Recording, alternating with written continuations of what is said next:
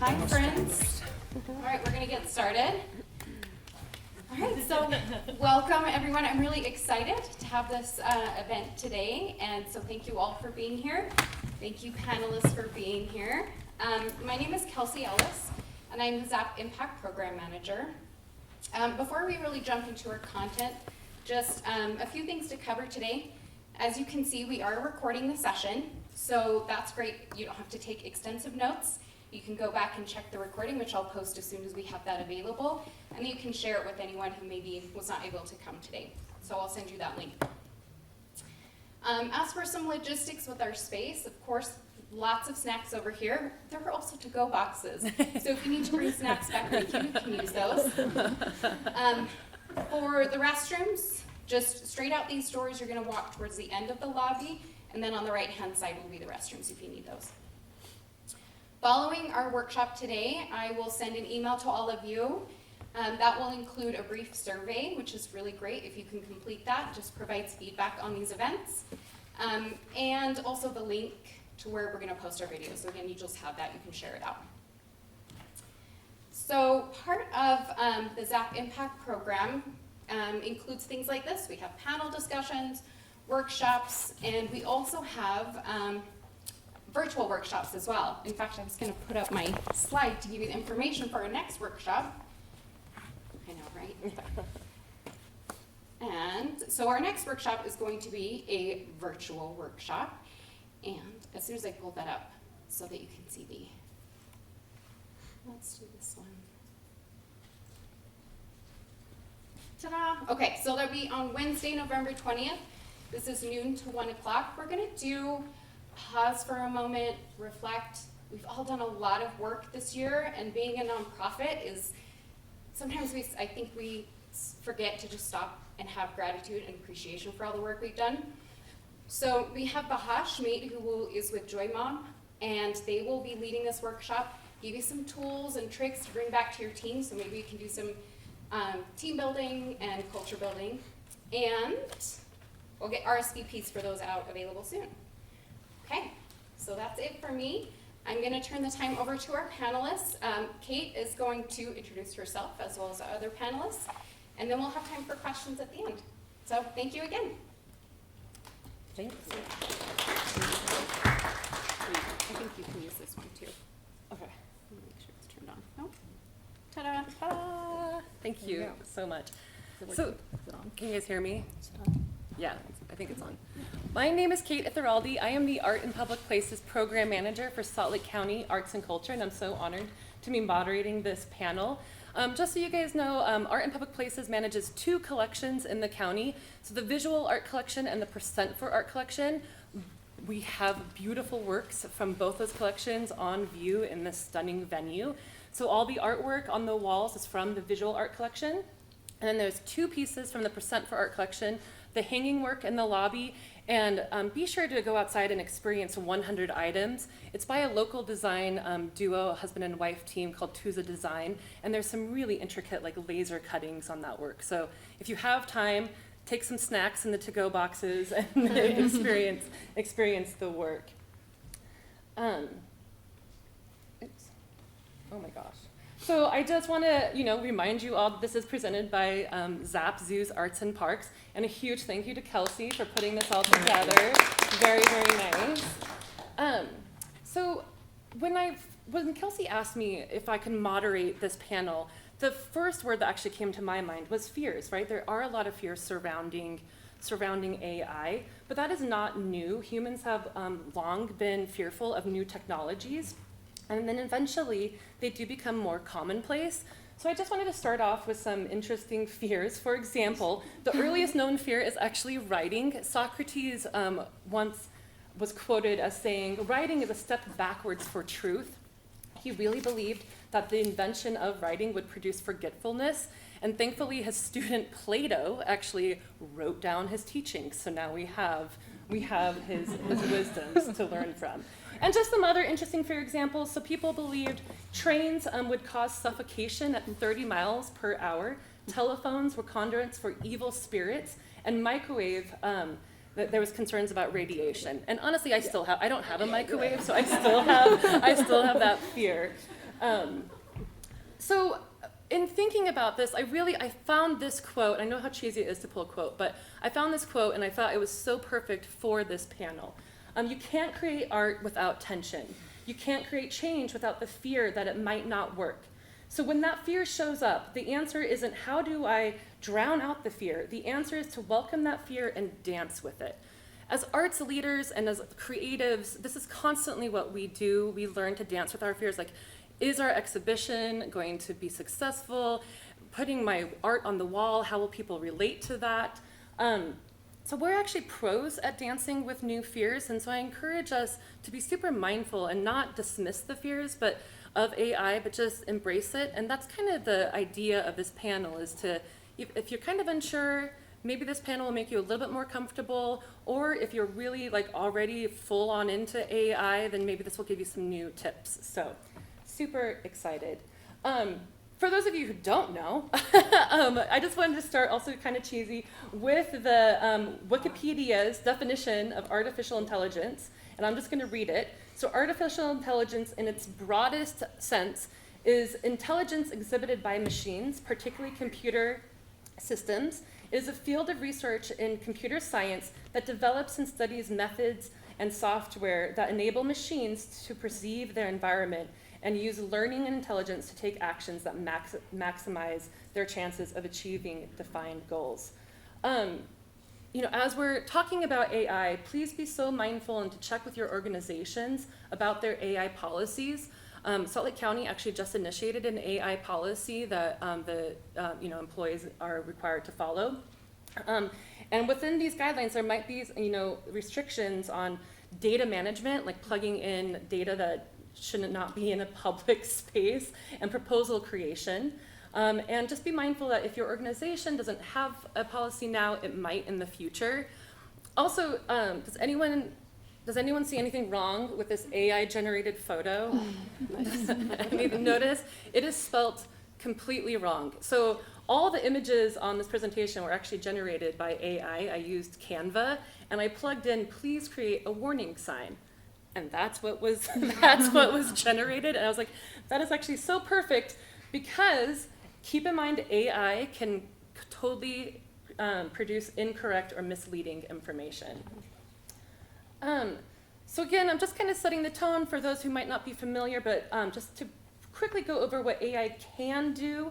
It can generate ideas, so assist artists and grant writers with concepts, or just kind of give a general direction of where you want to go. Automate repetitive tasks, so proofreading, looking at data. AI is really powerful at that.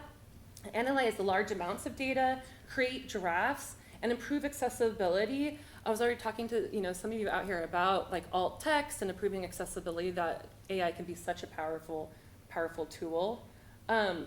What AI can't do, with the big caveat of yet, is it can't generate original lived or human experiences.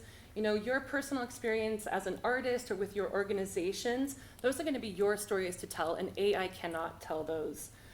Replace human judgment. So just remember that AI is subjective. And for grant writers, just really think about, it's not going to replace your human connections with your donors or with your artists. Make ethical decisions, and guarantee accuracy and creative expression, and replace those important human relationships.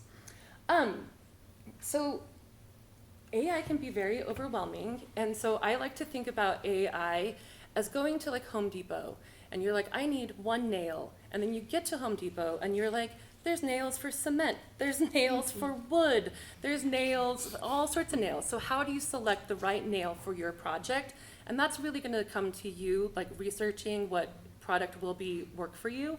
So I am just going to quickly go over, because I don't know everyone's comfort level with some programs. So I'm just going to quickly go over some programs, and then the amazing panelists are going to more deep dive into these programs. So, for example, I was very confused. Everyone kept on talking about OpenAI and ChatGPT, and I was like, are they the same? What are, But OpenAI is the umbrella organization, and then ChatGPT and DALL-E are actually their programs under that umbrella organization. And the same with like Google DeepMind is the umbrella organization, and then Gemini is like kind of their key program. And Microsoft has a ton of key programs that range from like vision to, document intelligence. I just also want to highlight some key writing programs. So Grammarly, ChatGPT. I particularly use Grammarly. I have a huge learning disability, and if I write hour and out, I probably won't recognize the difference because of the little spell check line. But Grammarly is going to be like, did you really mean to say out guests, or did you mean to say our guests? So I've been using Grammarly for a while, and I love it. So some particular grant-focused programs, so Artie Fund and GrantStation, those are, grant searches that you can use, and they're huge databases, and AI really helps target the one that you want. And then Grantable is also just a writing assistant. And then AI image creating programs, so Dolly, Mindjourney, and Canva. Canva is the one that I use to create the images, so again, be mindful because it does not know how to spell warning. Okay, so now the fun part. Now we can dive really deep into these awesome panelists. So I'd like to introduce Emily Lawhead. Emily is the Associate Curative Director of Modern and Contemporary Art at the Utah Museum of Fine Arts. She holds a BA in Comparative Cultural Studies from Northern Arizona University, an MA in Museum Studies from the University of San Francisco, and a PhD in Art History from University of Oregon. Her research explores the intersection of contemporary art and technology. She has curated and published on topics including interactive digital art, immersive exhibitions, and the history of new media and artificial intelligence. At the UMFA, Dr. Lawhead spearheads the SALT exhibition series for emerging artists, in addition to the museum's vibrant photography and modern and contemporary art collections. I do want to note she is having a new exhibition for SALT opening November 15th, and there will be a reception from 6 to 9, so please mark your calendar. I'm very excited. Next is Darby Bailey. Darby is a pioneer of AL technology and creative media. She is known for her early works as the voice of Tell Me Networks, a foundational technology for modern voice-driven AI systems like Siri, Alexa, and Google Assistant. Darby is also the founder of Gravel9, where she develops solar-powered garden robots that combine STEM education with environmental interaction. With over 2 decades of teaching experience, Darby currently teaches AI to lifelong learners at the University of Utah and is pursuing a PhD in communication at Regent University, focusing on the impact of emerging technologies and on families and society. Yeah. So glad to have you. Thank you. And last but not least is Doug Parkin. Doug is relatively new to artificial intelligence. In December of last year, he began working as an AI data analyst at Data Annotation Technologies, where he collaborates with a team to transform AI models through human-in-the-loop annotations, or HITL. More specifically, he works with a group of social scientists focused on training AI models to behave ethically. In addition, Doug is involved in separate projects studying prompt engineering.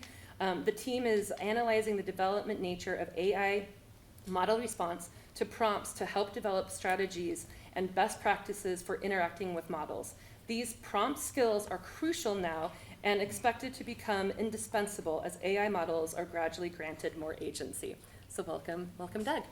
So I'll turn it over to Emily. Oh, I'm first. Okay. Yep.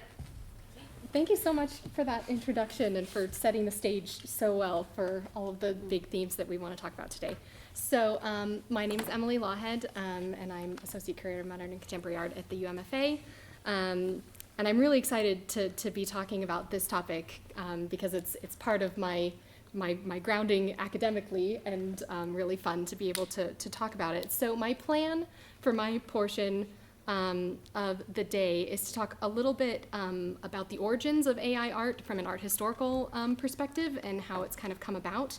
And then talk a little bit how I've worked with artists that use emerging technologies in their practices from my perspective as a curator, and then also point to some of the ethical considerations that these artists are thinking about, and then also just kind of the big discontents with the technology that have emerged from the art making side.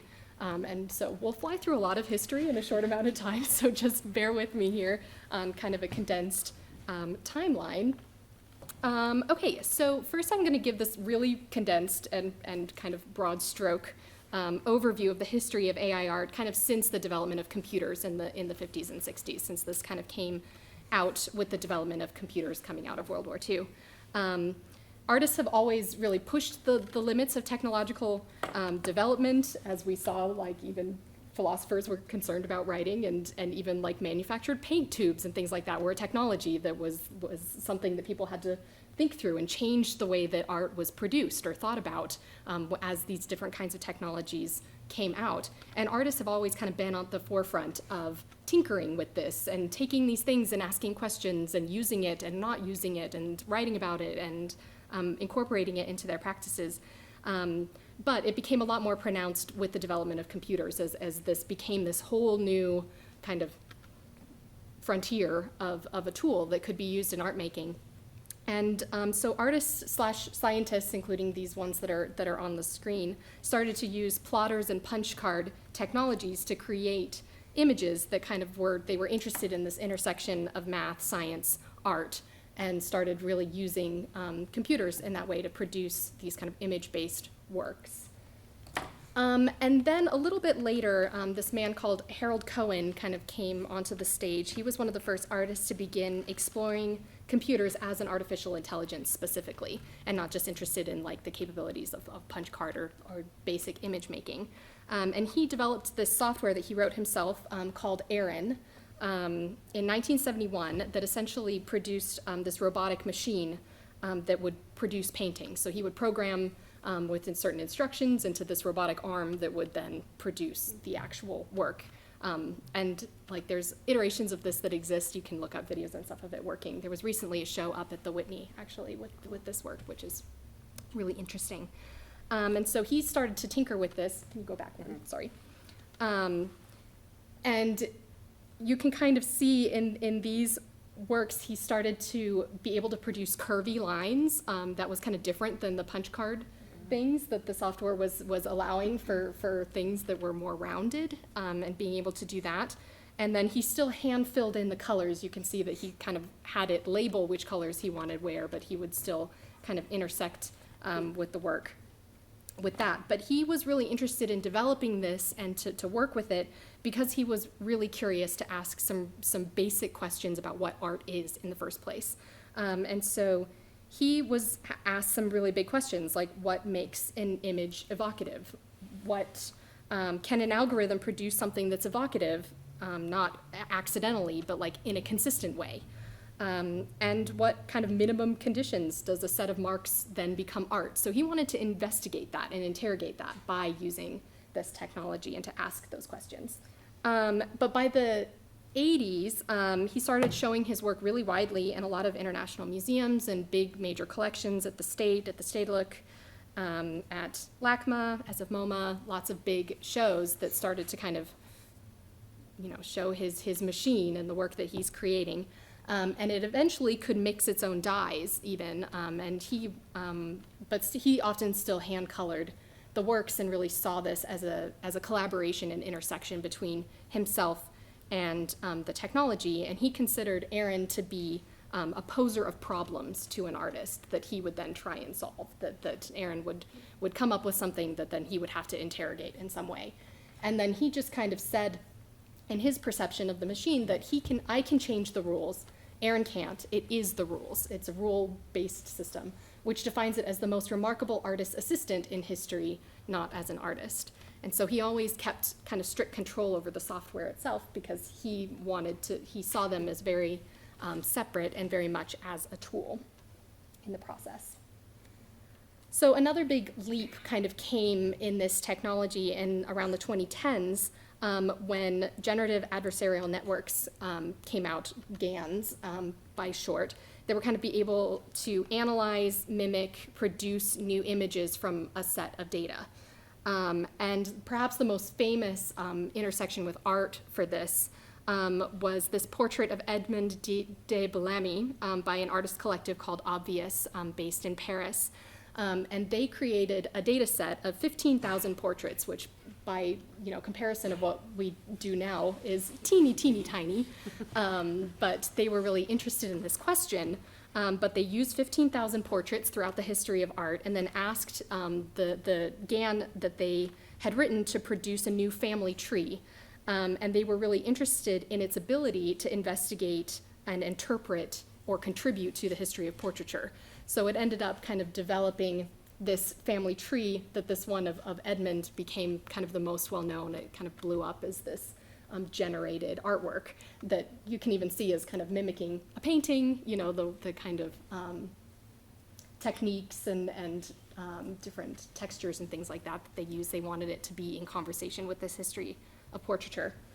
And then at the very bottom, you can see that they gave credit in where you would normally see the artist's signature to the programmatic function that helped them to produce this is something that they added. And they consider the authorship between the two to be mixed. And so something that the three said is if the artist is the one that creates the image, then that would be the machine. If the artist is the one who holds the vision and wants to share the message, then that would be us. And so they also kind of see this as a dual purpose, but also becomes a little bit more blurry and mixed between what's actually being produced and then what these bigger questions or ideas are behind what these people are thinking about. So then, leaping forward yet again, and there's many steps in between all of these things on the technological side, so bear with me. In the 2020s then, these natural language process and large language models kind of became more widespread and accessible, and they are very much because they're kind of a text to image. So for natural language processing, this means that we don't need to write a full programmatic function anymore, like the one that was written on the bottom of the that portrait, that you can actually use common language or words that people say in order to describe what kind of information you want to produce the image. So if you were to produce that portrait now, you might, use, an incomplete portrait painting, a man wearing a dark coat and a white collar with loose impasto brushstrokes, obscured facial features, or something like that. You could use those words versus, the long string of algorithmic code. And then large language models just mean that these platforms are taking information from millions and millions and millions of data sets, and not just those smaller discrete ones like the 15,000 set that they put together. But I will mention that a lot of artists that are working with this technology are still creating their own smaller data sets in order to produce. They're still working in a very computer science-y way that they can build their own data set to then extrapolate from their work. A lot of them are doing that versus pulling from these really large platforms, but those are still definitely in play. But the fact that these then became so much more accessible really blew this technology into the mainstream and kind of broke into our consciousness in like 2020-ish time, yeah. So around that time when everything blew up, and I was really interested in these things and had been doing lots of research on the developing technology before this point, but when it really broke into general consciousness, I became very interested in exploring it. And so in 2022, I put together an exhibition with my colleague at the International Journal for Digital Art History, which is a different platform that I do some digital curating projects, and I'm an editor-in-chief for the journal. And my colleague Francesca Albrezzi and I put together this exhibition called A Kind of Alchemy, the work of art in the age of artificial intelligence. And we put together an open call because we really weren't sure exactly what everybody was. We knew that this technology was exploding and that a lot of artists were using it, but we weren't sure even what themes they were interested in. So we wanted to just do a big global call for people so that we could see what kind of work was being produced, and then we could create an exhibition that really was a document of how artists were thinking about or using AI at that moment in time. And we ended up selecting 21 artists that were from 12 different nationalities, which was pretty incredible to see how the technology was kind of permeating across lots of different accessibility, infrastructures, things like that, and the kinds of questions that were being asked. And so we had it up in this virtual gallery that was hosted on Mozilla Hubs through the journal. It's now inaccessible because Mozilla Hubs shut down recently, very recently. But there are some screenshots and things like that still exist. We have lots of documentation. You can go to the next slide. But we identified kind of 4 big themes that artists were generally looking at when it came to this technology. And so the first was race, bias, and identity, so thinking about the inherent problems with the technology and the inherent biases that are built into it. And so a lot of artists are using that as a point of interrogation in order to critique and ask those questions. We looked at one that we call Data, Deities, and Demons, because we're fans of alliteration.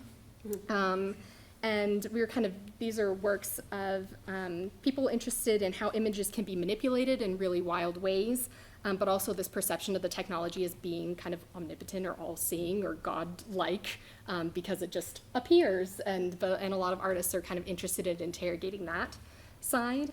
We also looked at place and politics, kind of using these tools to critique or look at social issues. And then we had one called Betwixt and Between, kind of mimicking other mediums, movements, to reflect on the process of art making itself. So those were kind of big, broad categories that we were looking at, but there were some artists that were doing really interesting things in all of those pieces. This is some of the environment that we had built, which was really wild. So there's all to say that there's some really super smart artists that are using these tools to ask really critical and engaging questions. And asking questions is really at the heart of AI art making, especially because it's such an iterative process. And when we are using kind of common language or natural language prompting, like there's very much a dialogue that's kind of happening between the machine and the person in order to create the work. But it's also something that's inherent to art making, that you want to ask critical questions and then see what kind of response that comes up, and then ask another critical question. So that makes good art in the first place, is to be engaging with question making. So I just wanted to briefly touch upon a couple pieces of the discontent before I conclude my bit. And so first I want to start with one of the major kind of critiques of AI art is that it generates so quickly that it couldn't possibly be creative in any way, or that, that it's a threat to creative processes and practices. And there's lots of very fun and interesting quotes that I found on the internet over the last few years of, like, we're watching the death of artistry unfold right before our eyes, that it may make humans stop doing art. If people can instantly get a very accurate picture for free, I fear they'll just stop trying and stop learning, which is an interesting parallel to that we'll just forget everything if we write it down kind of perspective. So I find it very interesting to kind of look at these and interrogate these. And you can go to the next slide.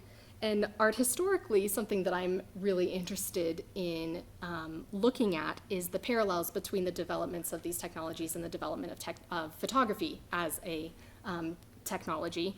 And it's a really age-old critique that as photography became more democratically accessible and widespread, and you didn't have to carry around big bulky equipment, that it could now be handled in a much more easy way, that there's lots of passionate writings and theories about the death of painting, that we are no longer going to have art, because if you can just take a picture of a thing, why would you possibly need to do any other creative endeavor? We also have some of these, like an invention, it could cause some alarm. A method has been found that sunlight is elevated to the rank of drawing master, and faithful depictions of nature made the work of a few minutes. And so I find it very interesting that we're seeing lots of these kind of parallels in that philosophies and theories in art history. So it's not a new conversation per se. It's definitely worth interrogating and thinking through what it means for our humanity in the process. But a lot of, just a quick plug, that we have an amazing exhibition up right now at the UMFA on the photosecession movement of artists and photographers that were doing the work to really establish photography as an art medium at the turn of the 20th century. And so it's a beautiful show. It has some amazing works in it. So stop by before the end of the year, you can see it. Okay, you can go to the next slide. And then another big kind of ethical discontent about the whole thing is about ethics and copyright, and I know that we'll also talk more about this as we continue. But these big data sets like DALL-E, Midjourney, Stable Diffusion, they rely on image data that's been basically scrubbed from the internet. If it exists somewhere in the internet, then it can be scooped into these bigger programs and then extrapolated in these different ways. And that is without, to this moment in time, without permissions from the original holder of that data. the original creator of the content. And so there's some interesting kind of subversive tools that have been developed called glaze or nightshade that are meant, that are trying to like poison the pixels or to change, it's like a way to mask data, image data that artists are starting to use with their own content so that it doesn't get scrubbed in this way. So there's kind of interesting like dueling platforms and technologies that are happening. And there's just kind of this big question on data ethics. And it's particularly a big question for commercial artists that are using, that are graphic designers, or that their employment is part of this kind of creative industry, is definitely something that needs to be worked out. And it's going through court systems and going through, all of these bits and pieces that we will continue to talk about. But a lot of art historical questions are still there. Like if you take one pixel from millions of images to create a new image, like how much of that one pixel had some sort of claim over it, or can you copyright a style? Is that a thing that can be done? Hasn't necessarily in the past. So it will be interesting to see how those things kind of come out. But yes, you can go to the next slide. But art historically, there's a whole lot of history of using information and data and extrapolating in different ways in a similar way, appropriation art being kind of like the biggest one of artists that are taking information from advertisements, from the internet, from other parts of art history in order to critique or subvert or say something different. There's also an interesting conversation about collage kind of happening if you're taking bits and pieces from lots of places and creating something new. So I find these kind of techniques and practices from like a fine art perspective of artists that are asking critical questions in new ways to be really fascinating. Yeah. So I just wanted to conclude with one of my favorite quotes that exists by one of my art historical heroes, Nam June Paik, who said, "I use technology in order to hate it more properly." And I think that's very true of a lot of artists that are working with technology. I would say that that's very true for lots of new media artists. And they're asking this very same questions that we are, and they're doing it by using the technology and critiquing it and tinkering with it. And they'll continue to be really important voices in figuring out what exactly this is and what we can do with it and why it's important, and why the human side is important. So artists are really at the heart of doing that work. So I encourage all of you that work with artists in this kind of context to, encourage all mediums and tools that ask good questions about art, but also to support the creative people in your organizations that need the support to do their creative work as humans in your programs. So, yeah, that's me. Thank you. Okay, thanks for having me here. Thank you so much for your introduction and for the review of the art history. I currently teach AI Unleashed at lifelong learning at the University of Utah, which I love. I've had 18-year-olds and 90-year-olds in my courses, and I really love helping people personalize AI so that they can use it for their life, in addition to at work and all the other places that we experience it. A couple of things that I wanted to just tag on to the last points that were discussed were some of the training data I've found has been interesting since I've been teaching. Well, I've been in this space since 1999, but teaching for a handful of years, 2 or 3 years now. And it's been interesting to watch as the training data eventually was wide open to the internet. Then you started to see the conversations about copyright and the conversations about who owns what. And I don't know if I forgot to do the microphone, so this might help. YouTube has closed off their data for X.com or Twitter training.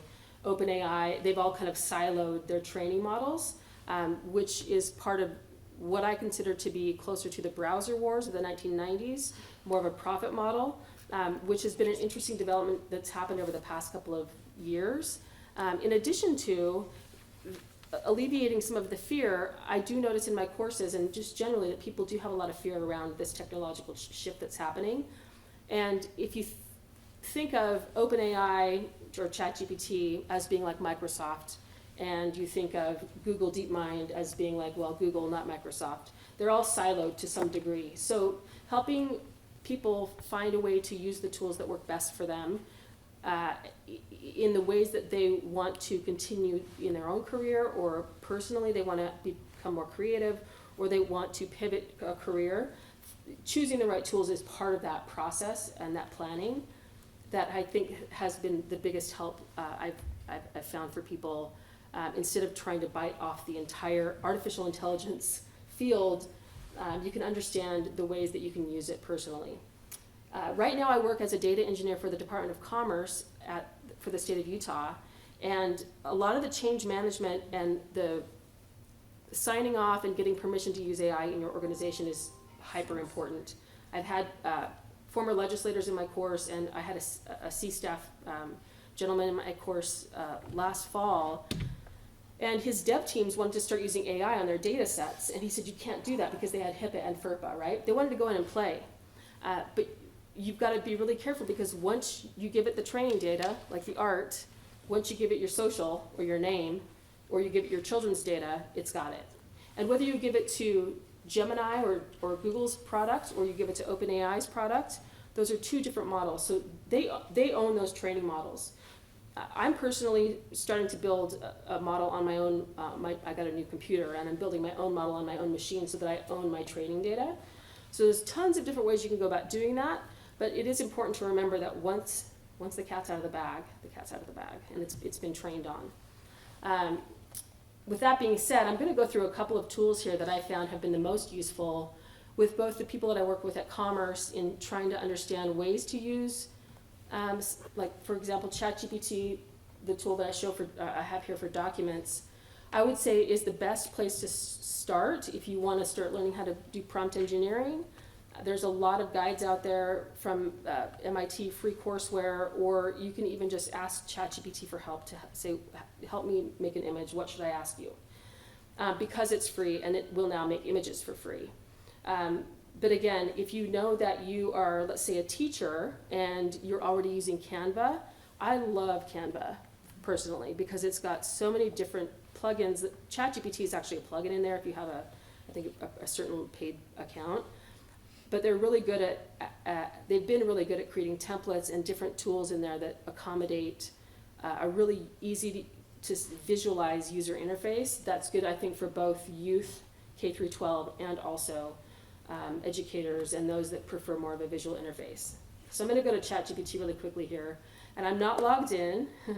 I'm just going to show what you get for free.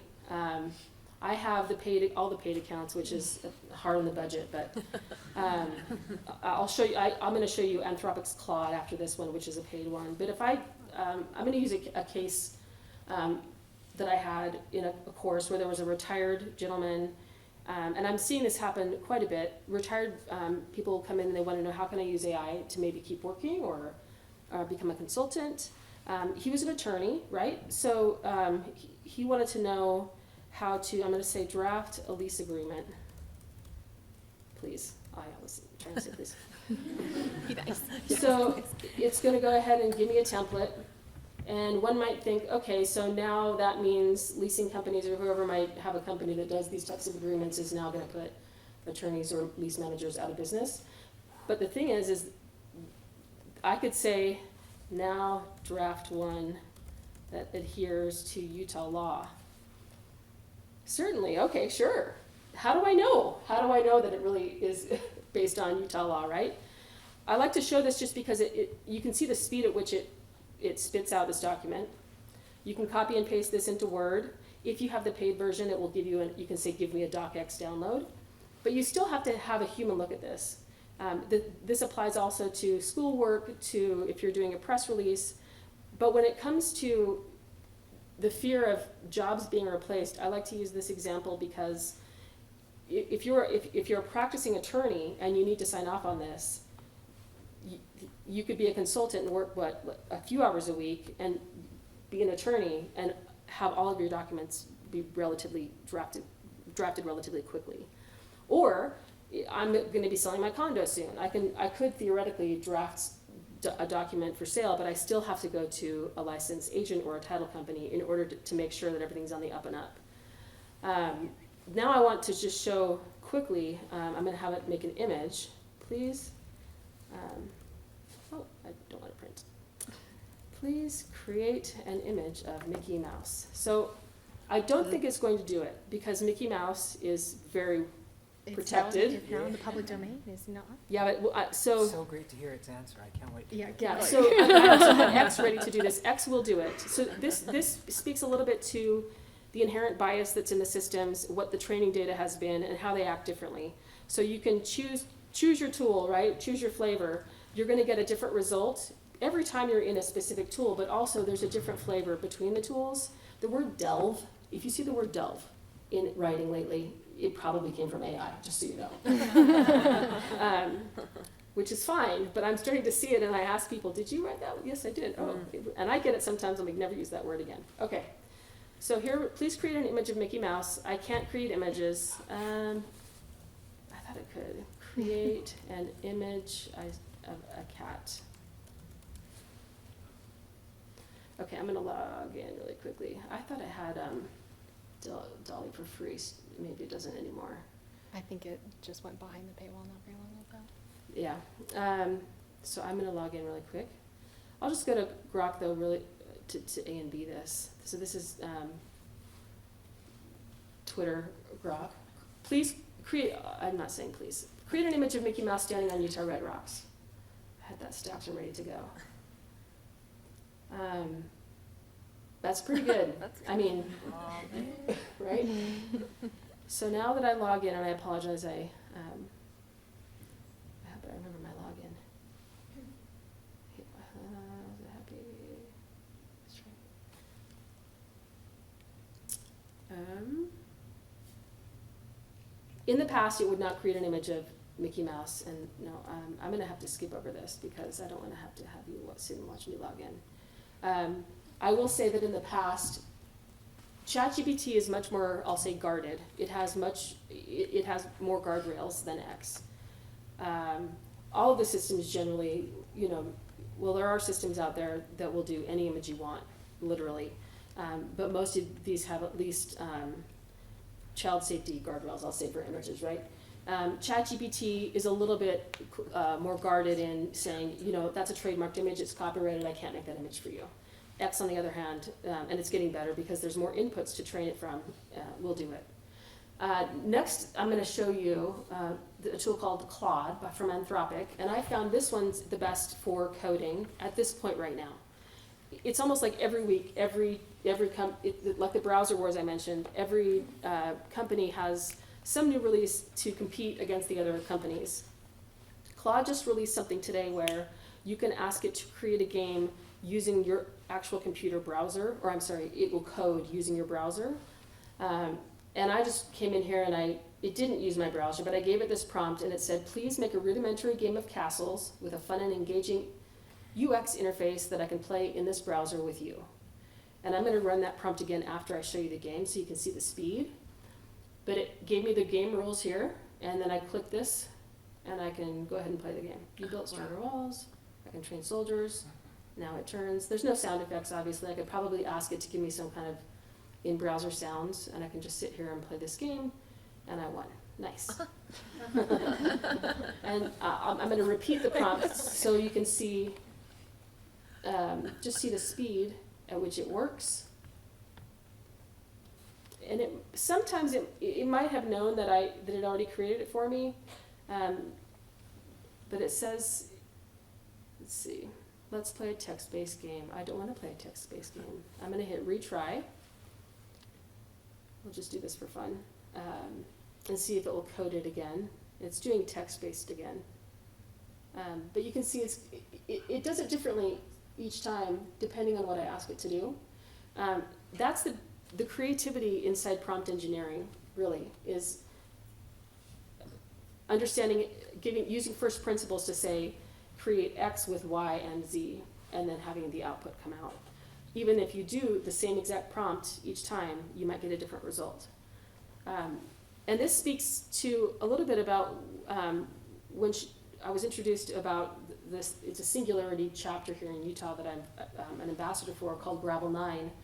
Once I realized I could level up in a way for my own career pivot, I can create video games, I can create art, and I can do these things. I thought, Why not take on harder challenges? If I have the ability now to do this, can I do physics? And I've been playing with quantum physics, and I've been playing with math, and I'm going to build robots. Something I never thought I would say in my life. But I have a lifelong passion with fashion, and I was a home economics Sterling scholar, so I'm like, you know what? I'm going to pivot. I'm going to do robotics and fashion and see what happens, instead of staying in this text-based and code area that I've been in for the past 20-something years. So I like to say that as an example of what you can do if you want to. At this particular time in history, it's a ripe time for any kind of pivot. If you want to go back to the workforce part-time, if you're an attorney and you want to practice just a little bit, you have AI tools at your disposal, not just with drafting contracts, but you can also create images, create white papers. These systems are getting better at doing actual research and doing legit citations. It used to be just bogus, like fake citations. And even if you do that, still check them.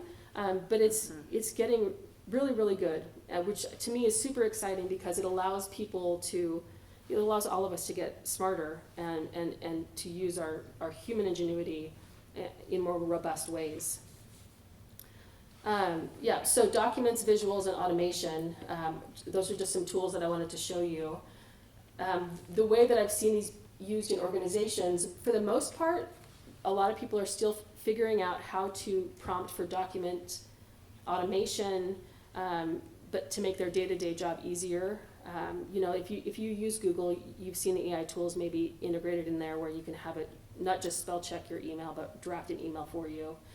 I would challenge you to maybe go into scripts.google.com and use Gemini and say, can you automate my email path for me? It will write the entire script for your scripts at Google, and you can start automating your Gmail inbox. Another one that I really like to use, my background is in music and audio.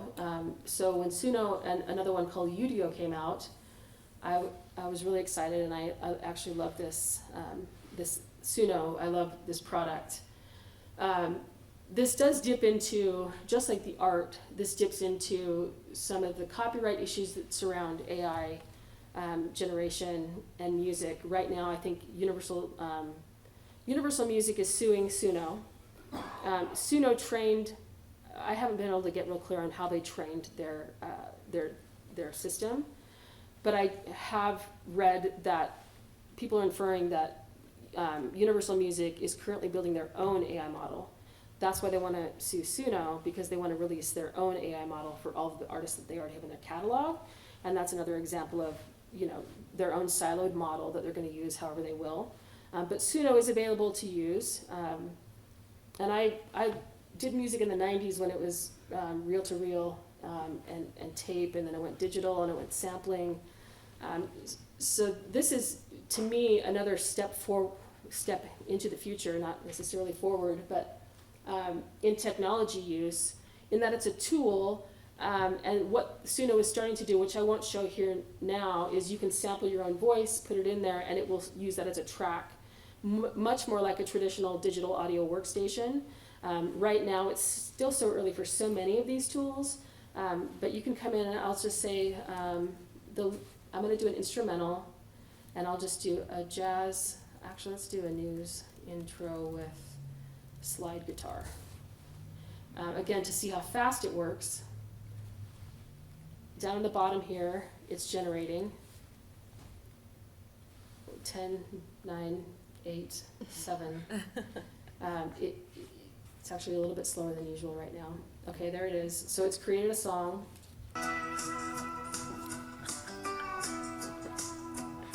So it's like a nice road trip TV show.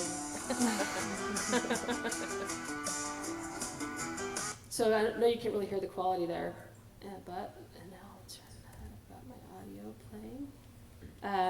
So you can see how quickly you can create a song.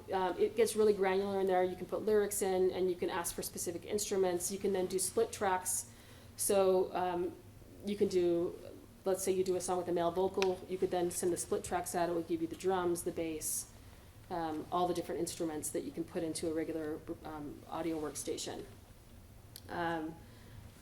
But just like the copyrights for art, the most recent update that I know of, at least for art, is that if it's been made with AI, it cannot be copyrighted. So for the sake of a song, if I write the lyrics myself, I can copyright the lyrics, but I cannot copyright the music that comes out of this audio generation. So that's all currently in the legal system, and all the corporate interests that are involved in that, in figuring that out. And that brings me to navigating copyright in the AI era. I actually just released an album of songs using Suno and my own writing, which I've done in the past for other projects. But the ownership challenges and the licensing rights is going to be interesting to see how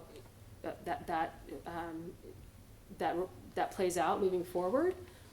But I don't want these tools personally to inhibit people from using them, because I think that these really embolden creativity for the individual, and I think that it can really help people better their lives. An example of this is I had a grandma who was in my class with her friend, and she wanted to make songs for her grandkids, and she wanted to make art with Canva for Christmas presents, like a little song for each of them with a little image, and print out the cards. Yeah, it was awesome. I'm like, oh my gosh. She started from zero, and then she finished with the ability to do that, and she was a happy camper, and it was all great. And those types of things, I think, are really great, and a new way of using technology in general for people that are multi-generational, that can really help all of us. In addition to the elders in our life that have a lot of institutional knowledge and a lot of wisdom that these systems can benefit from if they're using these tools. It can't all just be tech nerds and Silicon Valley people putting their information in. So I like to challenge people to use the tools to help for that reason also. And this slide speaks to also why there are limits and a lot of for example, at Commerce right now, they're doing an AI incubator, a sandbox for companies to limit some of their liability if they want. And I'm not here on behalf of the Department of Commerce. I want to make sure I'm clear on that. But not just Utah, but Wyoming and other states, New York, are developing these systems and ways for people to start a business, use AI, and help them while the space is so early, so that they can limit some of their of the damage that might have been done if they didn't approach it that way. This next slide has a robot on it, which I love robots, and I don't know if people have seen the Optimus Prime robot recently, any of those releases that have come out from Tesla. There's also another company that's doing a humanoid robot called Figure Robot, and if you've seen the dog robots or Boston Dynamics, so there's a lot of robots in the next 2 years that we'll probably start seeing out on the streets. And it's another example of AI in the back end being used for these hardware or embodied systems.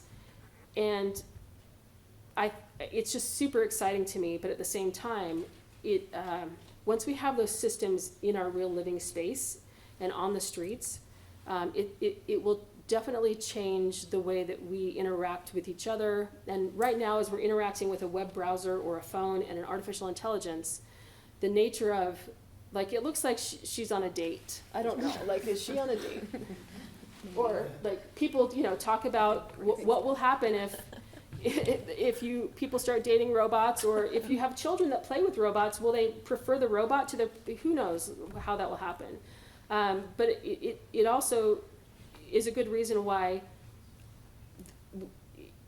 the human involvement right now at this early time as we're setting the systems up is so important.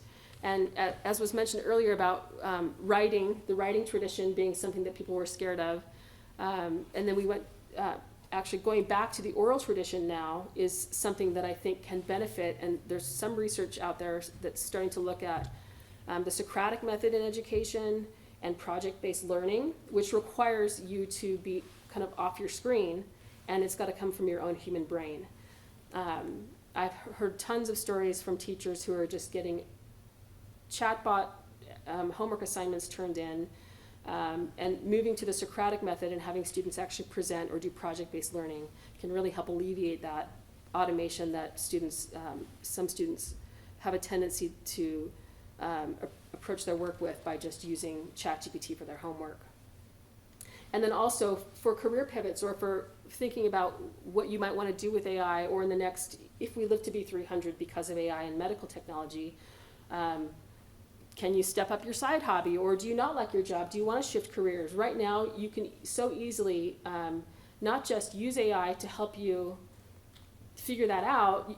You can sit and talk to ChatGPT and just tell it, without telling your name, what you don't like about your job, what you wish you were doing, and give me some career advice using research-backed methods, and you've got a great free therapy session from a career guidance counselor. But also with robots being something that will start to be in our world, that opens up new industries. There will be robots fixing robots, but you still have to have people fixing the robots. You still have to have people helping manage the systems for the robots. And I like to picture a world where it will help us have more farm to table. If there can be robots helping everyone garden, then it can shift full industries. If, let's say, that scenario were to happen, you can go to the most local place to buy your produce, the robot will walk it to your house, and that disrupts shipping industries. But those types of things are possible now because of where AI is now and where it's going. And that goes into the section about self-leadership, and I mentioned here a little bit about project-based learning, and an individual approach to learning. Once we have the possibility for students to have a one-to-one teaching assistant, whether that be for special needs or for everyone, it will really help tune a personalized learning plan. And for adults and lifelong learners, it can help you personalize an approach to your own world, where you can use AI to say, you want to start doing art. You can start doing art now if you want to use AI to do it. Learn art history and understand how that works. Or like I mentioned with the grandma, you can start to create your own artwork in your home, or enter a new industry with the tools of AI, because it can help you get there a little bit faster. I developed an AI archetype quiz on my website that I'm not going to show right now, but it's really something that has helped me a lot and has been the biggest, I think, helper for the students that are of a wide variety that come to my classes. One student taught film, and he wanted to teach his students how to use AI to get a film from script to full visual, all with AI.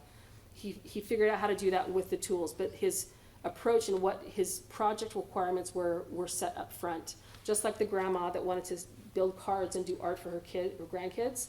Understanding what you want to have happen, because there are so many things possible, will really help you understand which tools to use and how to approach the selection of those, and then also help you figure out ways to add it to your life that can, in ways that can benefit you and your workforce, if that's what you want to do. Then lastly, I'm just going to say that this was made with an AI tool. It's called Gamma.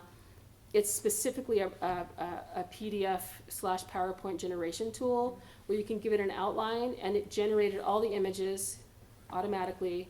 It did most of the text, but I went through and I did redo the text and added the links specific to this discussion.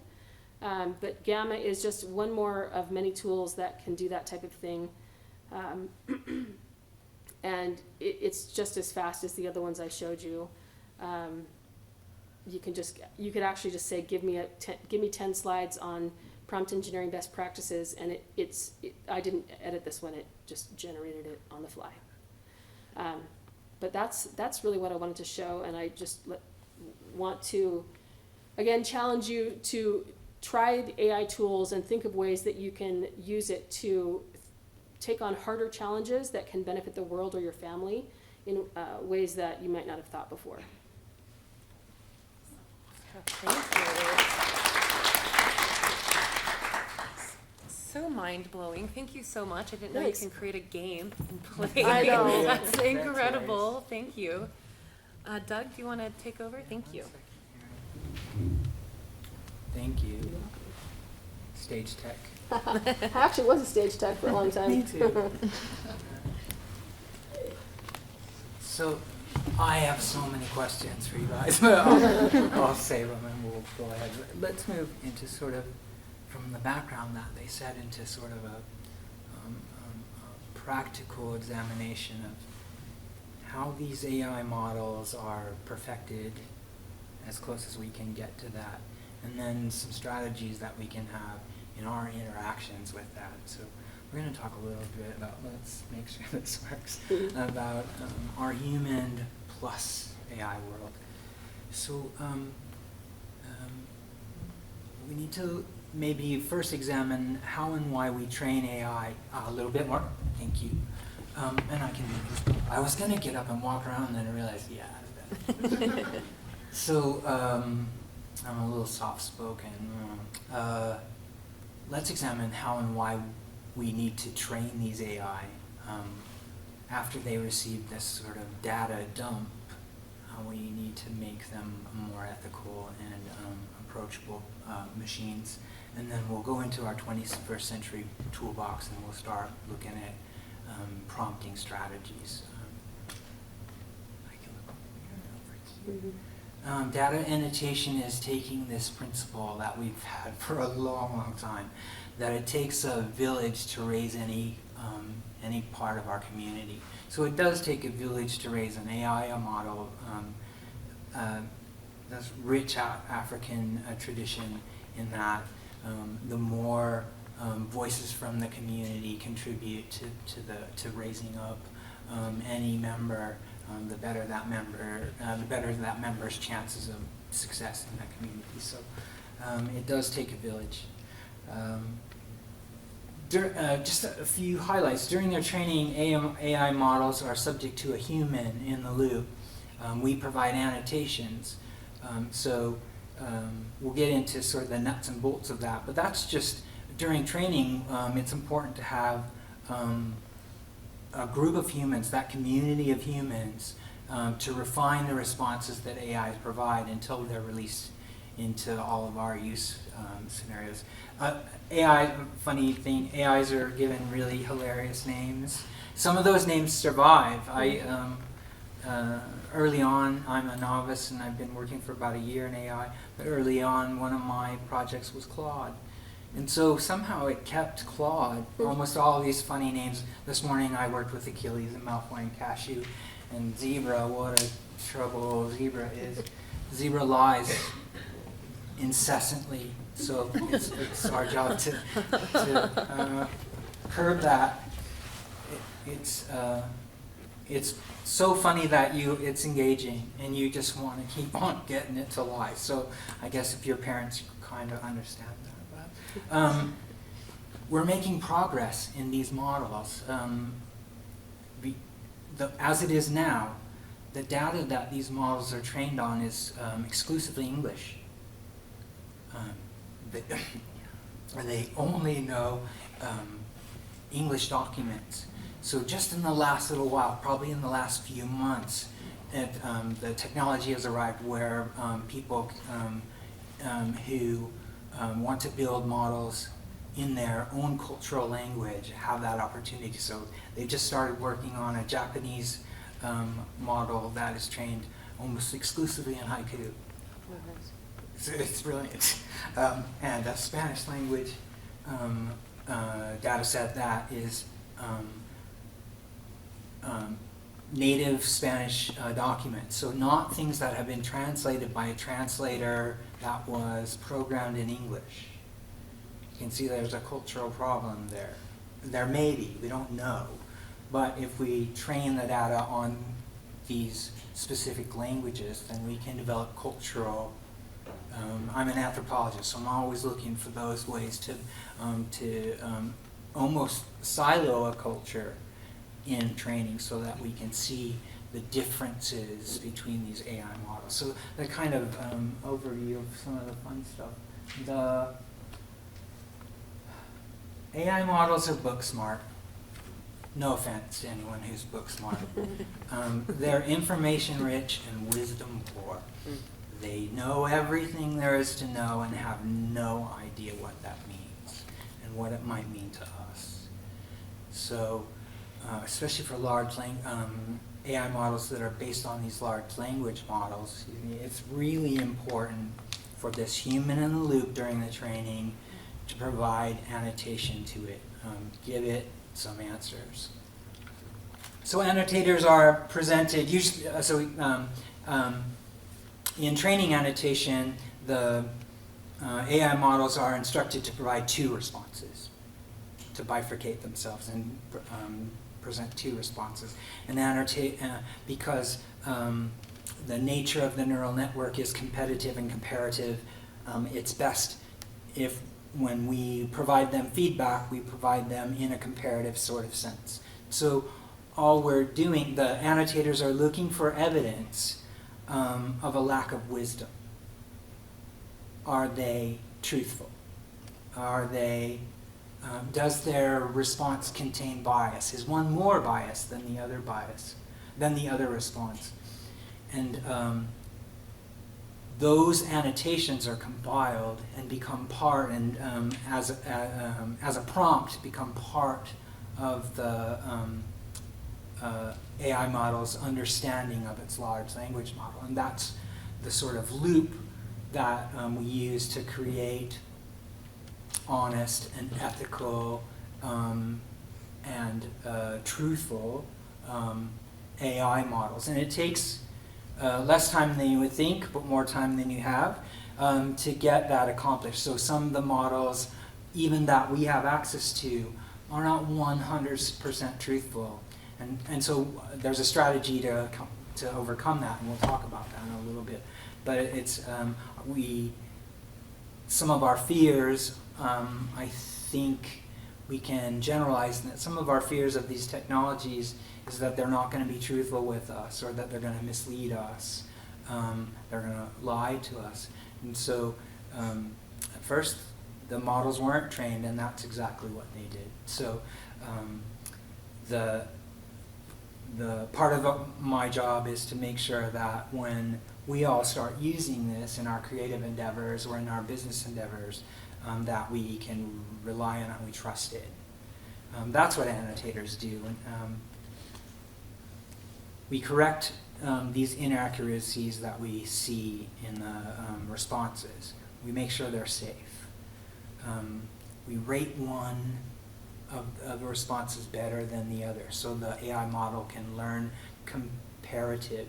It learns the weight of honesty versus the weight of integrity, or versus the weight of ethics. And the neural networks are now 15 million codes deep, so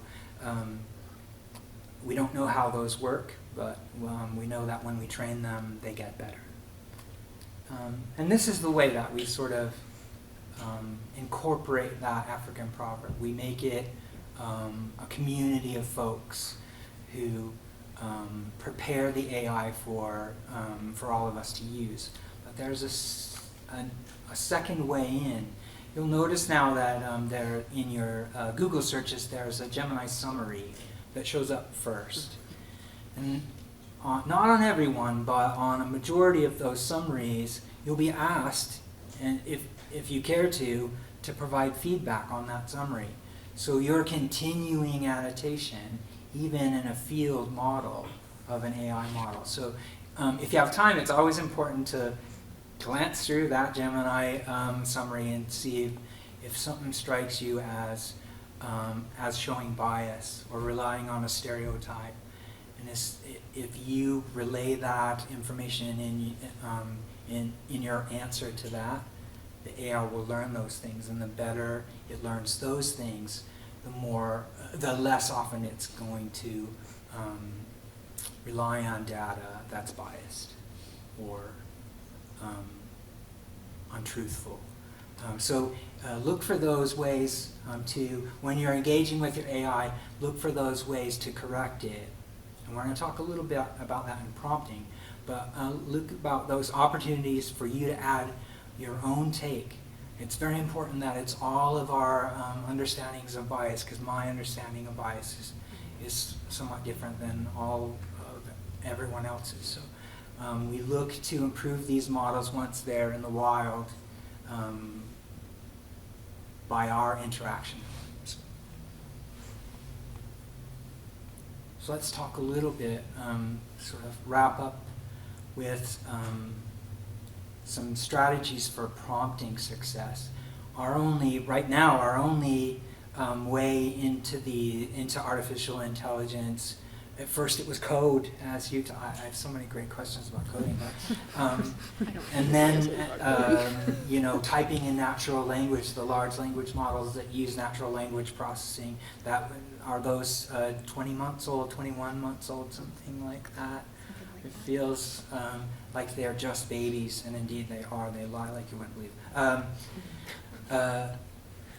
Gemini is now incorporated in, and you can choose that to be your digital assistant. So you can swap out, and Apple Intelligence will swap out for Siri. So instead of talking to Siri, which was an AI chatbot, basically trained on a very narrow set a very narrow part of the language model, now you have access to an artificial intelligence. You can chat with it. You can hold your phone and speak in your natural voice. And you could speak in your natural voice in any language.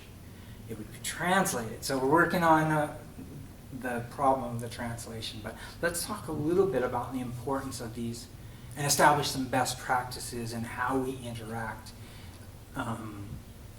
either typing or speaking, as we'll come to, I think we'll come to almost universally just speak to the AI from now on. Especially generating, these practices will be really important generating grant proposals or generating artwork.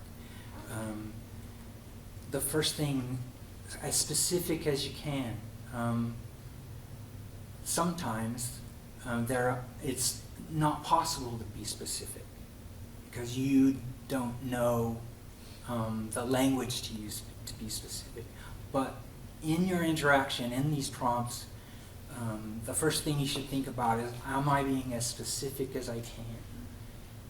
That helps the AI model understand where you're going. Sort of two opposing examples. Imagine you were moving to a new place with your pet, or you were already established and you needed some information about getting a pet. You could ask the AI, what are some dog breed characteristics? Because in general, that's just what you need to know. And you would get easily 1,000 words, and you would have to parse those words. But if you're specific, are some breeds of small dogs more suitable for apartment living than others? The response would be yes. Here are those breeds, and this is why. It might be only 6 or 7 paragraphs that you have to parse, and so you can see that the being specific will help the AI give you the information you need and won't waste your time. Boy, they love to waste your time. I can tell you when we have some time, let's say this morning about zebra lying to me for 25 minutes until I realized, oh, I should fact check this. Convey your intent. Speak to the model as you would speak to someone who you want to understand you. They perform better if they know why you're asking that. And it's no trouble to introduce yourself in the prompt and give it some context to the question. Can you explain quantum physics? Oh, yes, it could. I'm helping my sister with her homework. Can you explain quantum physics in a simple way that an 8th grader could understand? So the context of your question is so important to the AI to not give you every bit of information about quantum physics, only the information that an 8th grader would understand. So you can shorten your number of turns with the AI and also get closer almost immediately to the responses that you'd like if you give it some context. Set some boundaries. The art, I know some of that first project with the art that the artist filled in the colors. The artwork that that the AI, the part of the artwork that the AI presented was just boundaries and instructions. So if you set those boundaries for the AI, it will be able to eliminate all that other nonsense, or eliminate the rest of the page that doesn't need to be green. Show you the boundary there. So if you set those boundaries in your prompt, the interactions will be so much more effective. Can you give me 5 steps for making a cake? If you asked it how to make a cake, it could tell you the exact same information, but you would get the whole process. But if you just need to know that I'm going to mix and then set in a pan and then put in an oven and wait, if you just need those 5 steps, let it know that you just need those 5 steps. In 3 paragraphs, can you explain quantum physics in a simple way that an 8th grader can understand? Those are the boundaries that are going to help you communicate what you need, whether you're writing a grant or getting Mickey Mouse to Utah somehow. That scene, not long ago, you could not do that. I bet it's just the nature of X. It's the nature of X. Mr. Musk is free with other people's stuff. So that's just so interesting, because the initial refusal is what I expected, and then for it to generate that is shocking to me. So I need to go back to my annotation and explain to it that it shouldn't be doing that. The very sort of crux of your interaction is to follow up. You will have a certain amount of success if you follow any prompting strategy, and if you follow these best practices, that'll narrow a bit and your interactions will be more effective. But if you follow up, you're going to get deeper and deeper and stronger answers from the AI. So always fine tune your next turn using the information you got from the answer of the first turn. This might include experimenting with different phraseology. This is a really good piece of practice when you're practicing with an AI. It's always good to practice before the big game. So practice a few times before you have to ask it to write a $20,000 grant proposal. Experiment with different phrases and see especially using those other techniques, see the different responses the AI gives you, because it will give you a different response for the exact same prompt each time. So by experimenting with different phrasing, you are fine-tuning your interaction. The very last piece, and sort of this way that we can make sure these technologies are on our side and doing a service to us, is to fact-check prompts. If you ask it and it gives you a piece of factual information, you don't know that in your experience to be a fact, ask it, I trust you, but I would like to verify. It's a Russian proverb, trust but verify. It's a little ironic that President Reagan used it against the Russians, but in natural language, I trust you, but please verify the information that you said. Copy and paste that information in. Give it a second chance to be truthful and accurate. And you'll be so surprised about the level of more useful interaction you have from that second prompt. Once you ask it to fact check itself, I have the impression that it knows you're serious now. It's so funny that we always anthropomorphize things and give it, but it clearly cannot think and doesn't feel emotion. But I always think that when I ask it to fact check, it knows I'm serious. Especially in my booming voice. So there's a formula that we can all follow. And using these best practices that we've talked about to improve our interactions with these models. And pretty soon these models, we'll give them agency. They'll be able to perform tasks for us in the real world. So this will become very, very important if you only have 1 or 2 chances to prompt an AI agent to go and do something for you, to follow these best practices. Context, give it context, plus specific information, either what you specifically want to know or what you specifically lack and you want resources there. Don't be afraid. In fact, every chance you get, let it know your intent. Let it know who you are. I'm sitting in a room with some AI experts, and I'd like to know some good questions to ask. If you introduce yourself, it will, the response will be brilliant. It has access to every written, in English, almost every written word that's ever been written. So why not take advantage of it?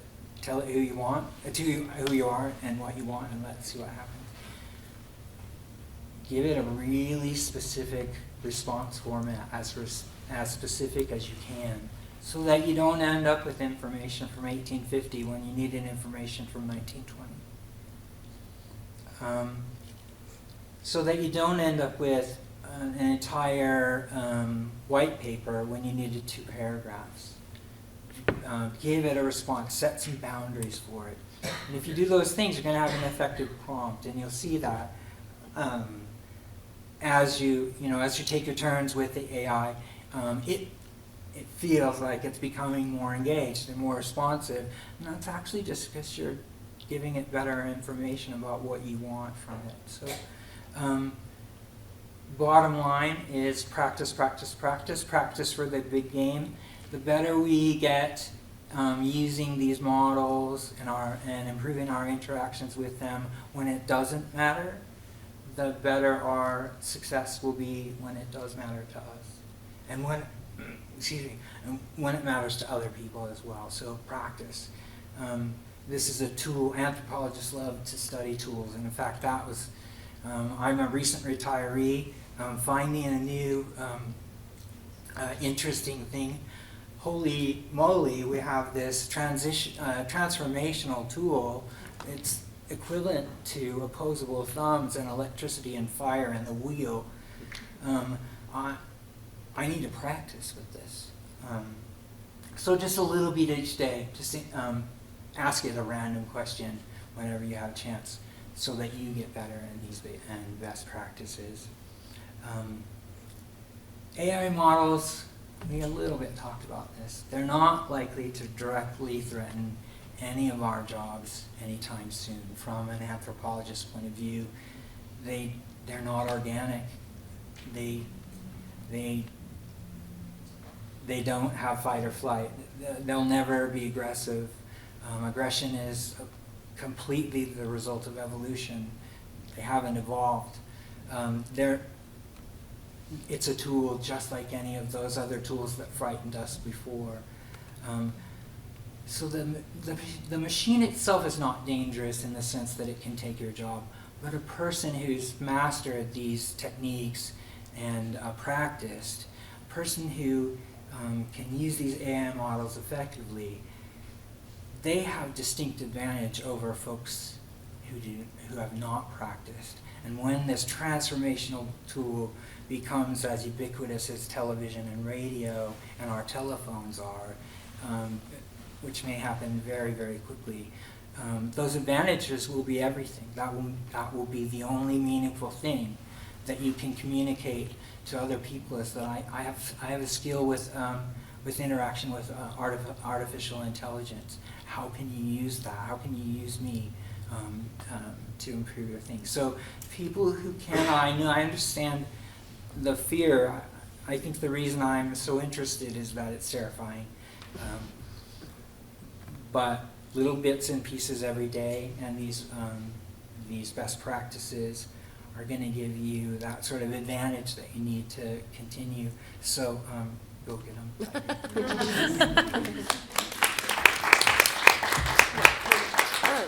Well, thank you all so much, Doug. Thank you so much for that. I just have a couple of questions that I want to ask the panelists, and then we will open it up for your questions as well.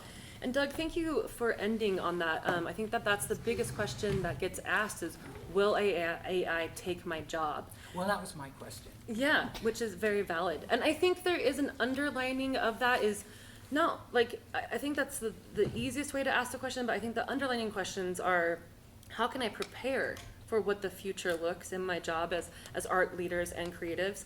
So I would love to give Emily and Darby a chance to respond to that question as well. Go I ahead. can go first. I actually was replaced by AI. So in 1999, I was the voice of Tell Me, and then that was during the time when the AT&T operators were getting laid off. My aunt, unfortunately, was forced into early retirement, but I was part of that process. There were multiple companies where I ended up voicing the system. There were many of us. I literally was voicing those systems, which were concatenated. They weren't actually AI, right? It was just concatenated audio on AT&T, a lot of other U.S. companies. Every week I recorded up until last January. And then OpenAI had their voice model in the company. I knew it was coming. I could see it was coming. I mean, I work in technology, so. But about 2000, maybe 2008, 9, I went back to school, and that's when I started to do this self-assessment of what's my career change, what color's my umbrella. I read all the career books, and my background was in entertainment, so my PhD is actually in entertainment education with emerging technologies, which is the model that Sesame Street was built on, Mr. Rogers was built on.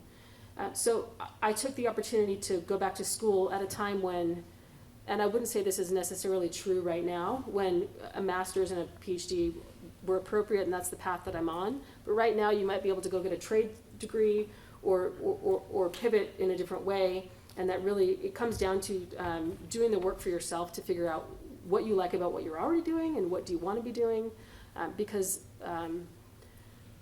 there will be new jobs, and I think that is one of the harder things to kind of understand, but if you look at the ways AI might even, it could replace education as we know it traditionally. I like to think of schools as community centers in the future, where everyone has a personal robot that's their teacher or their mom or their dad, or they all have assistants, so kids truly do get one-to-one education. So if you picture those scenarios, where might you fit? And what skills do you need, or do you want to be doing? And you can start making those changes for yourself and educate yourself now. Yeah, I mean, I echo some of those thoughts that, I mean, all industry and technology affects the way that we work and exist in the world, and continues to,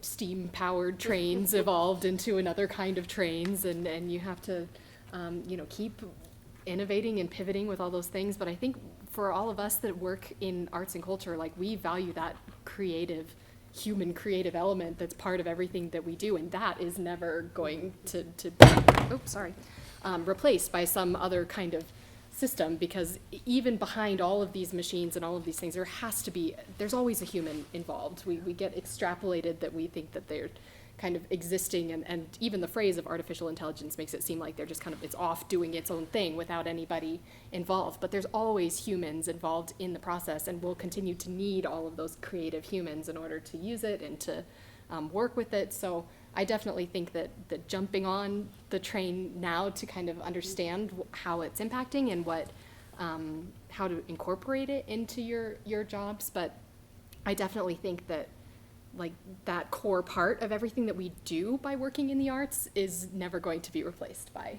a machine. Yeah. Thank you.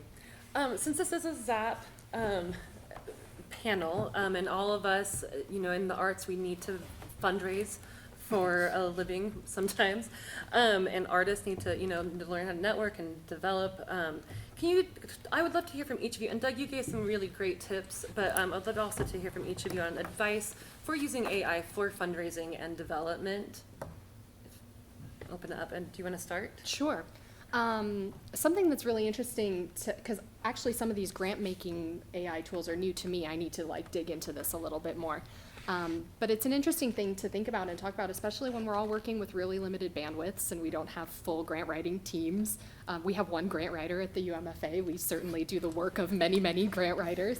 But a lot of that kind of material is also quite formulaic when you come down to it, of being able to have something to help structure something that then you bring the human element to is really something that's helpful for the work that we do when we're all working on such limited staff time and limited resources and things like that. So I think there's a lot of powerful things that can be done in that area. So I definitely think looking into what tools are there to kind of help, especially smaller nonprofit organizations and large nonprofit organizations, are going to be looking to some of the resources that could be provided for that. Yeah. Thank you. Darby? I actually need help with grant funding myself. Most of my background comes from the startup world, traditional funding models.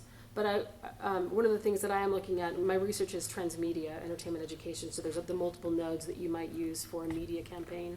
And I feel like the tools right now are, first I would say, I'm gonna go look at those AI grant tools also, but there are new opportunities with, Adobe, for example, at one point did use their own art as their training model. I think they've changed a little bit since then, but if you want to be ethical about who has the rights to the art, and if you're an entity that you want to do a social media campaign that actually has products for sale, t-shirts, et cetera, there are new tools that you can utilize to maybe create transmedia campaigns that might give you opportunities for revenue generation. That's one thing that I'm looking at. The grant side of things, I'm actually not as well versed in, to be honest, but I am very excited about the tools that can help people get more grant funding. Yeah, they used Adobe Stock at first, which Yeah, was the worst possible choice they could make. So ethical. it's just getting better from there. I would say that Thank you. Sorry. it's important to invite AI models to these meetings. That even with the specialized tools we have, the general tool that we have, Gemini, has access to so much information. So if we use those best practices and construct a prompt during our meetings, and as part of our brainstorming or part of our project management, if we invite that other element with that's information rich and knowledge and wisdom for. But if we can mine that wisdom, if we can invite them to meetings, even if it's if it's the grant writer spending 15 or 20 minutes in a really focused session, using prompt strategies to get enough, probably more than you need, if you asked an AI for advice, it's going to give you some advice. So there's no, there shouldn't be any kind of ethical or community sort of, you shouldn't feel bad about asking this machine that has access to all that information into your meeting. So I think that might be my strategy. I mean, again, this is so far outside of what I do, but I can understand that the AI has and may have the piece that we're missing in our brainstorming.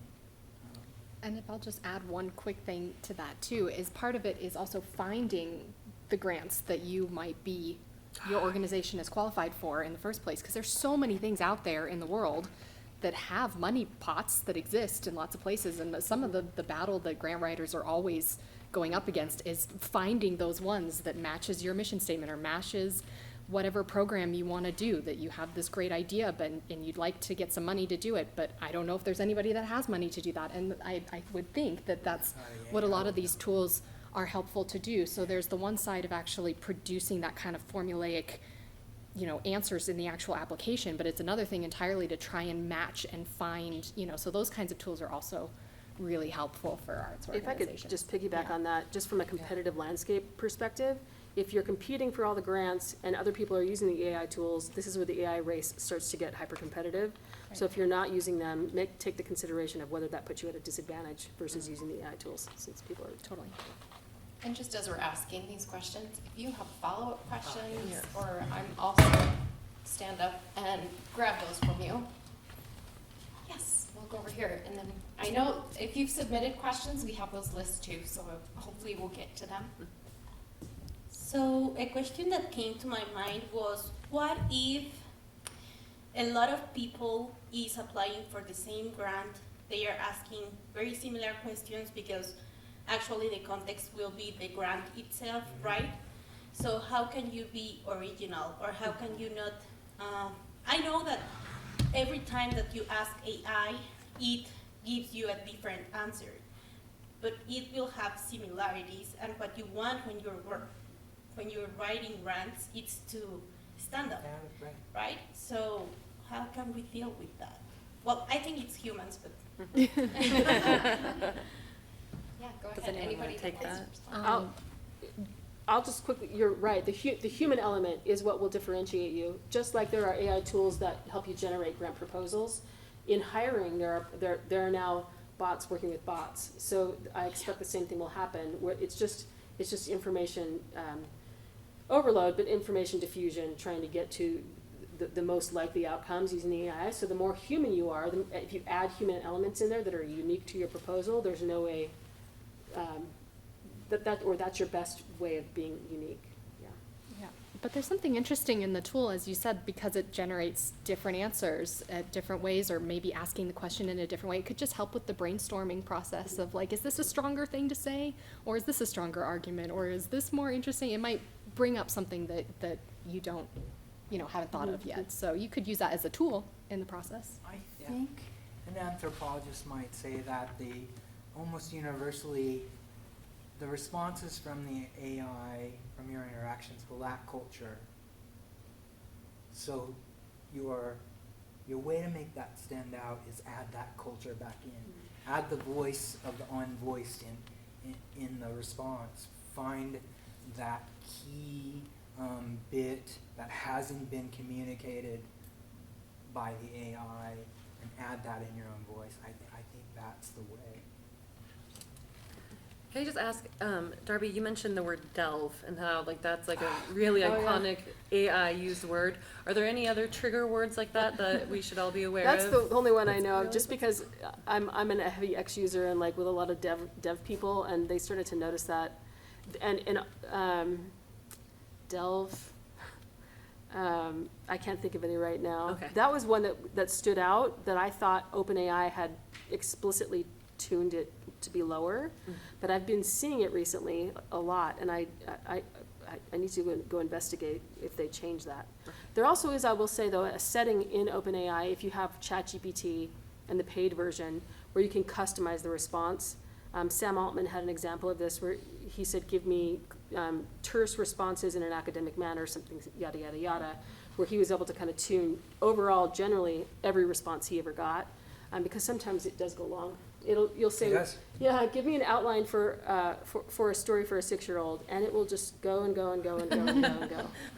Yeah. And to that point, anytime you purchase a license, so the free versions are almost universally not customizable, which is one of those marketing tools for the paid version. But once you have a paid version, if you're in your organizations, you do that, and even in your personal account, in the settings, it is possible to make those kinds of very specific suggestions. I want to hear this from the point of view of the scientists who are engaged in this, or I want to hear this from the point of view of members of my community. The AI will understand that language and refine its responses compared to that. So that little piece of a tool of those paid versions can save a lot of headache and a lot of time. I prefer all my responses as a Jane Austen novel or a Klingon. So And that's when I be creative, tell it. And I don't get your juices going. Okay. Hi, everybody. My question is, as we're thinking about AI specifically to help generate written responses and documents. And I'm thinking about how, in some ways, AI seems to be taking the struggle out of you yourself writing with the clarity and objective, the writing the narrative that you want to have in that. And so I've been thinking as we're listening to the responses, I think it's great to be able to figure out how and clarify your question to AI and AI to generate that response. But my question for you all is, do you still see the value in what that learning process, when you struggle with the prompt itself by yourself to write that out, rather than just having AI generate a response and then you're like, oh, that looks good, because you understand what clarity is, I guess, in how language and sentence structure is created. But if you don't actually struggle and learn how to do that on your own, are you missing something from that? So that's my complex question, and hopefully that all came out properly. Yeah, no, that's excellent. Does anyone take it? You do have the these models give you, and especially the really specific ones, give you the opportunity to abdicate your responsibility. So I suggest that maybe from a cultural perspective, I suggest that it gives you the opportunity to abdicate, and we hope that we're not going to do that. Vice that, it gives you, the opportunity, good grief, sailor. It gives you the opportunity to refocus on more specifics, or more creative, or more engaging endeavors. So we'll never run out of struggle, I don't think. But perhaps the AI taking over the structure of your communication can give you the opportunity to refocus what you would have struggled with structure into content. Do you think does that make any sense? Yeah, it does. I think I'm just thinking about what's the value, I guess, of struggle. Oh, the intrinsic. The intrinsic value in the development as a writer, for example. I don't know that's not resolved. I bet we'll have to interrogate that and see what happens. And Darby, do you want? Yeah, my undergrad's in creative writing, and I have a writing practice. I journal. I have been a songwriter since I was a teenager. So I think, yes, you need the struggle as the writer.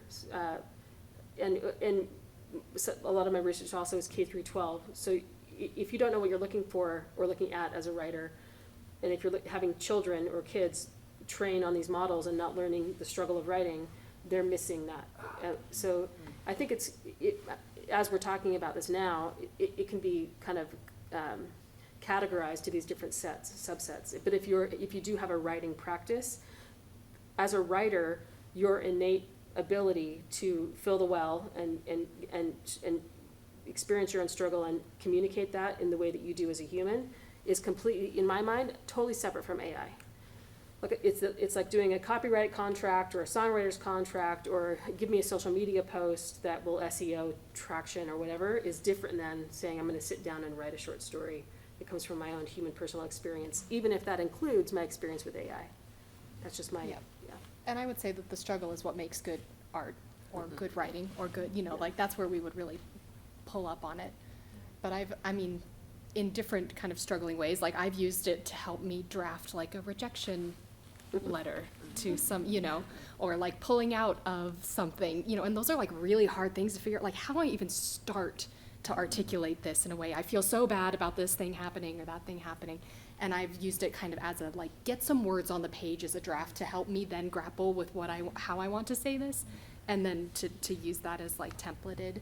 But as far as the struggle inherent in just like the human condition in art making and things, I think that's always going to be present and will, set things apart. First side note, Darby, are you already 300 years old? Because what have you not done? So we've talked about how like anything that you're putting into AI is open, available for things to learn from. But you, Darby, are creating your own closed system to teach it things. So, like, as an artist, how could I create my own closed system so I just take my artwork to generate new artwork, or I upload, my 5 novels so that what I'm creating is based on just my previous 5 novels, but keep it only to myself. So Yeah. it's kind of a technical question, but is that something in the realm of a regular human, or is that only for people with corporations? It's in the and realm big of a regular things? human, I think, from the use of both an AI chatbot, like the Claude or the OpenAI ChatGPT, asking them for guidance to help you outside of taking a course, right?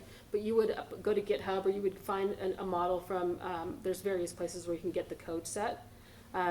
Generally, the more robust they are, the bigger they're gonna be. I had to upgrade my machine just because of this processing speed you need. But yes, it's possible. And you could start small and just do a small, if you wanted to start something with, there's images and words, right? They're 2 different things, but if you architect it out, it's totally possible with some technical ability. But I would say, how did I start doing it? I just would go to ChatGPT and say, how can I do this? I want to build a model that will, and like Doug mentioned, and like the grandmother example, she wanted to do Thanksgiving pictures, right? So instead of just a picture of a puppy for my granddaughter, a picture with a Thanksgiving theme with a puppy that's an 8:10 ratio in the style of 1950s Norman Rockwell. So if you can define the art project you have first, then that will help you, and then align that with the LLM or the GPT model that you want to have learn your artwork. Those 2 things in conjunction can get you going. I hope that's clear There's enough, but yeah.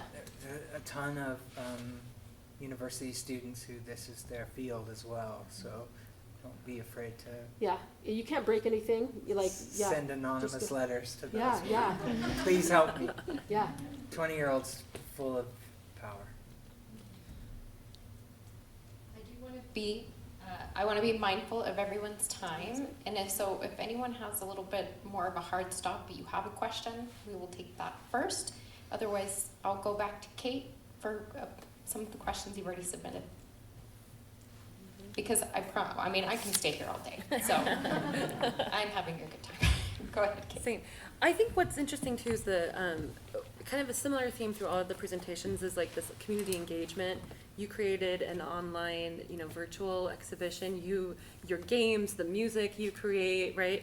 I kind of just would love for you to expand on that, because that is so important in the arts and culture field, and with grants, like how to, proving that you are doing this community engagement. So just kind of talking about, kind of adding on to that, anything that you would want to add to that element. Sorry. That's a big question. Yeah. I'll just use another example, and I feel like I'm 300 years old, by the way. Sometimes I'm so tired. I did some music for the ZAP lab at the University of Utah, which is the video game lab, and they would do an open house every year with all their students and their games, which I thought was fascinating, because you would interact with the students, and they would have demos of their games. They would work to varying degrees of success. But some of those games had interactive components that you could play there that were also, it was a learning game in-game, like a game within a game. And I think that there's opportunities with these tools to create exhibitions or community events that have a little bit more interaction, because of the ease of dipping into the technology. That's the first thing I would say. And I just know those events were huge hits, so well attended, and they were all ages, families and kids, and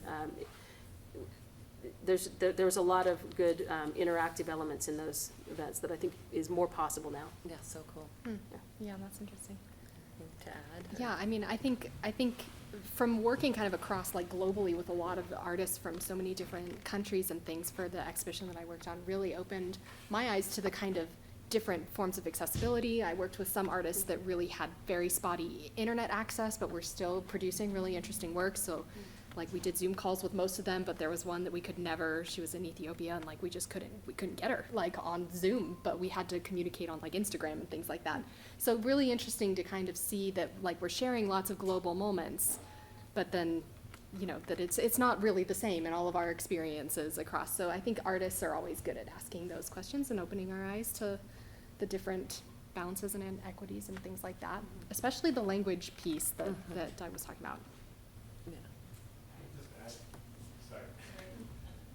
Hi, just adding a question to that, I think, do you see maybe, I know there's like parts of museums that like, their catalogs online or on certain apps. Do you think that museums will get to that point of like, hop on a VR and just go to a museum? I hope so. That would be so Something like that. cool. That's something that I'm really excited about, this technology impacting in a completely different way, because you know, museum databases, especially museums that have been around for a very long time, are very clunky old database systems. And I'm sure you all know from different databases. And you know, we certainly have a lot of material that's in those that we don't want in databases. We're calling things by problematic names. We're using jargon that shouldn't be there. You know, there's racist language. There's sexist language that are inherent in those systems, and we would love to be able to fix them. But that, you know, in the past, that was very meticulous of a lot of curators and a lot of registrars that go into the database to change specific words and things like that. But with these kinds of systems, we can make some more sweeping, you know, we can engage with our data and metadata in a way that is more ethical to our best practices and standards. So I think that that's a really interesting bit to engage with that data. But there's been so much explosion of just getting collections and stuff online, especially since the pandemic. There was a lot of museums that had online access, but it became critically important when suddenly nobody could actually go to the building and you needed to be out in the world. So I think museums are starting to look more and more at virtual spaces, other forms of accessing information and collections in a way that is like accessible and usable and interesting. So I think it'll be really interesting to see what museums do with this kind of technology. Though they're old and clunky beasts, so it will take a long time for them to do that. Yeah. Okay, we are actually at time, so I want to pause again and just thank our amazing panelists and our moderator for being here today.